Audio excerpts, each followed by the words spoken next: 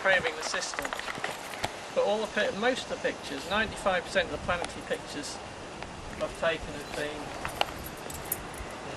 say there's not a lot to see, but the concept, you probably remember the journal papers, that bits of equipment roll out.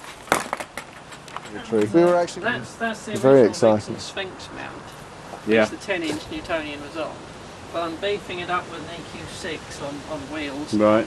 for Jupiter getting higher. You're not happy with that one, are you? Well, this worked, but the problem is that with a long Newtonian, and you know, you're positioning a planet on an arc-minute sized chip, and you sort of, a moth lands on the tube, and Saturn goes, you know, out the field. So, and also the way on the controller on here, these buttons, right, left, up, down, whatever. If you do something like accidentally in the dark press that button, it just sort of hairs off 10 degrees a second. So you just position quite Saturn on the chip, an arc-minute field, it's shaking about with the wind, right? And then you think, oh, just move it a few seconds of arc to the left. You accidentally hit that button. So that's the...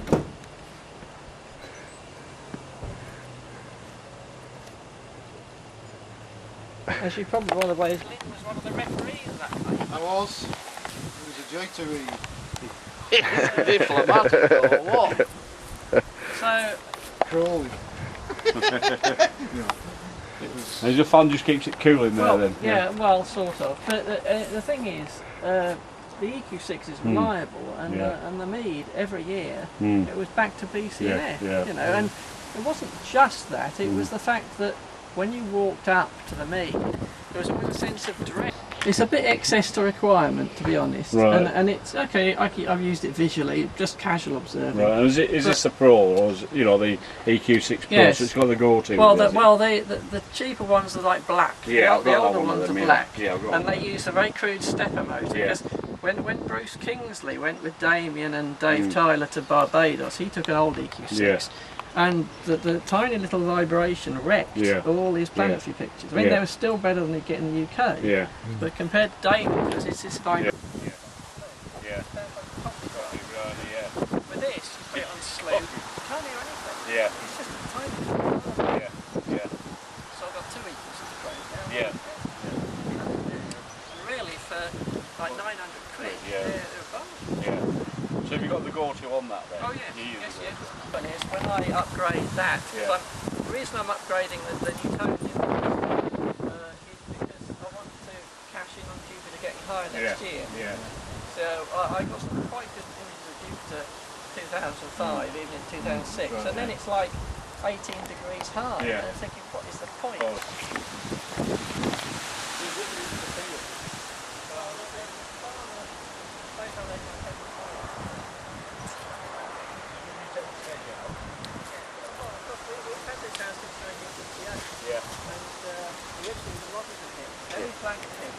Then there was a fire in the field in about 89. You can see it's still there. Picture through that point. And you notice with bright stars you get a sort of single diffraction spike. But obviously with a 14-inch aperture it's not a huge problem. But it would be, I suppose it fell on me during the night. I had a curious situation where I imaged the field, and half of the aperture of the telescope must have been over the, part of the aperture over the weight, and there was like this big mark down it with some stars in the dark side, but loads of stars in the light side. God, blimey. So anyway, that's obviously the main instrument. And that plinth, when it was put up in 1980, that was where the 14-inch Newtonian Cassegrain used to sit on there. And that was there from 1980 to 2003. And so these are 14-inch Newtonian most of the time, or Cassegrain for planets. But it's the same plinth, and the plinth goes the same height as the plinth under the ground, and then there's loads of steel poles and things. So anyway, that's the Paramount. Lovely. And this shed actually pull this out of the There's another one at the back.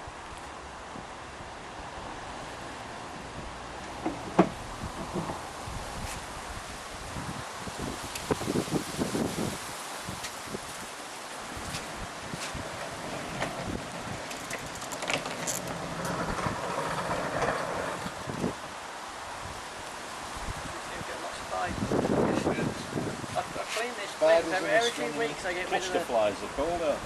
Cluster flies. Cluster flies, they're called.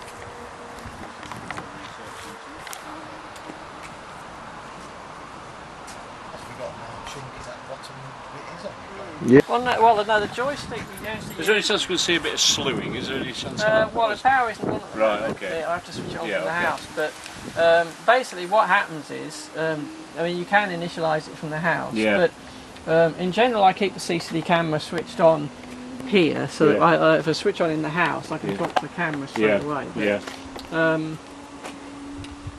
the normal sequence of operation is, first of all, if you get a paramount, you need to park it like this, or roughly on this side, because when it homes, but when you tap the joystick twice after switching it on, what it does, it goes to about 2 hours west of the meridian, and then moves up to 0 deck, and that's where it initialises itself.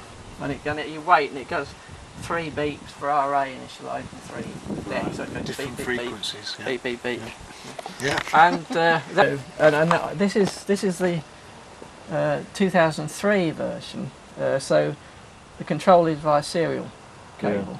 The modern ones are via USB, but the USB is actually a bit less reliable.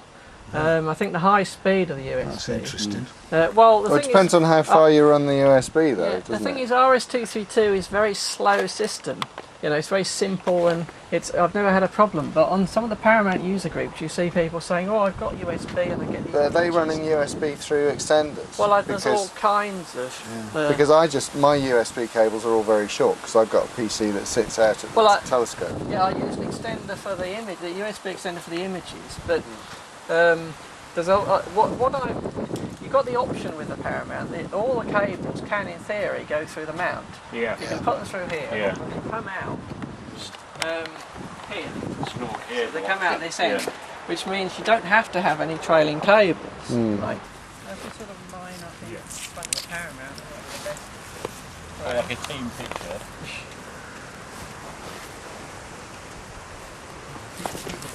Where do you want me to stay? If we get roughly in front of the Paramount, then Can you see us all that? Yeah, you okay?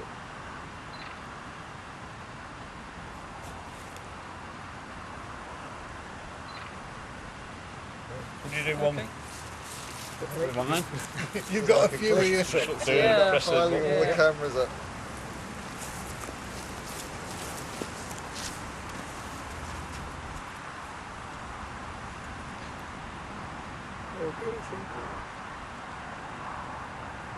Excellent. Want to remind you to show Thank you very much. well, yes, I put it ready to. I've also, you might be Peter interested in Clark Mr. has been persistently You might be interested in the Mr. Galt's Big Balance book. I've got a copy of that. Ready? 3, 2, 1, go. Cheese. Thank you. I have a copy of Mr. Galt's book. Is that it, all the photography there? Yep, that's it. That's it.